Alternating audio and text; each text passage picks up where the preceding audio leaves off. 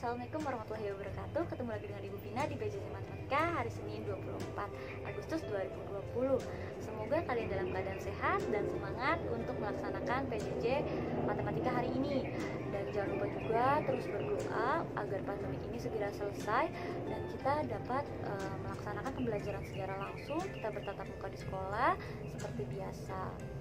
Nah, Ibu juga tidak lupa untuk mengingatkan kalian agar tetap menjaga protokol kesehatan, yaitu memakai masker, menjaga jarak, dan selalu mencuci tangan. Jangan lupa juga untuk menggunakan hand sanitizer.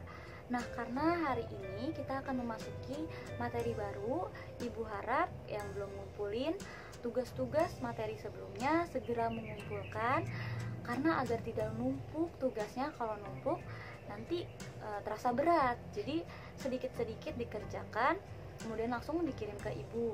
Nah, karena ini materi baru, jadi Ibu akan menampilkan KD dan KI-nya. Tapi tidak Ibu bacakan, kalian bisa baca sendiri dengan mengskip pengertian sistem koordinat kartesius. Bisa dibaca pengertiannya. Yang penting kalian harus ingat kalau koordinat kartesius itu pasti ada dua garis yang saling berpotongan atau sumbu X dengan sumbu Y. Sumbu X itu yang vertikal atau yang mendatar dari kanan ke kiri. Kemudian kalau misalnya sumbu Y yang itu yang ke atas atau horizontal, dari atas ke bawah atau dari bawah ke atas, sama aja. Itu ya pengertian dari sistem koordinat kartesius. Lanjut kita bisa lihat di sini ada bidang koordinatnya. Bisa lihat kan garis-garis di sini. Nah, yang Ibu garisin merah ini adalah sumbu X atau biasa disebut dengan apsis. Jadi dia yang vertikal, yang dari kanan ke kiri atau kiri ke kanan, itu apsis, sumbu X. Lanjut yang ke atas dan ke bawah ini sumbu Y atau biasa disebut dengan ordinat. Jadi yang ke atas bawah yang horizontal itu ordinat.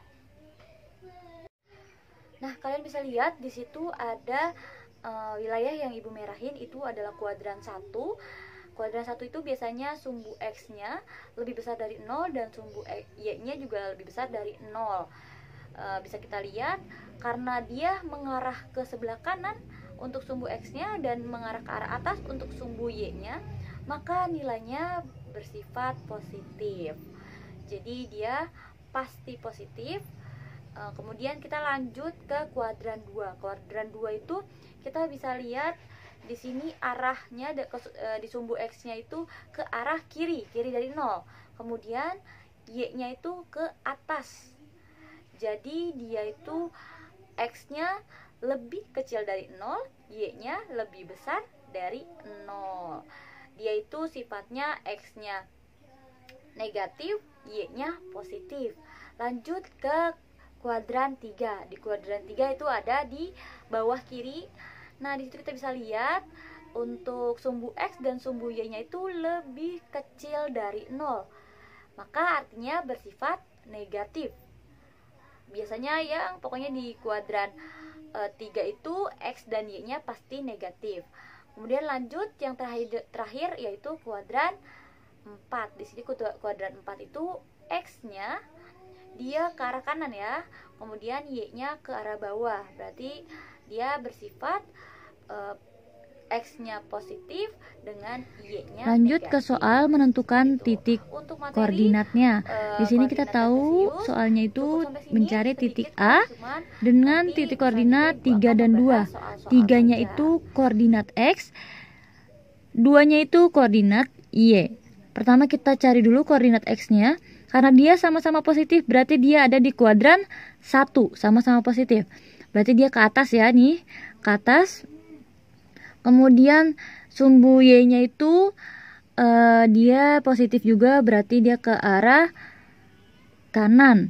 Sudah terlihat ada perpotongan antara kedua garis tersebut. Itu adalah titik A ya. Sudah paham? Mudah tidak? Sekian untuk pembahasan soal mencari titik koordinat.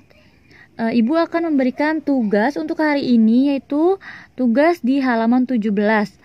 yaitu kita cari aja titik A, B, C, D, E, tidak usah semuanya.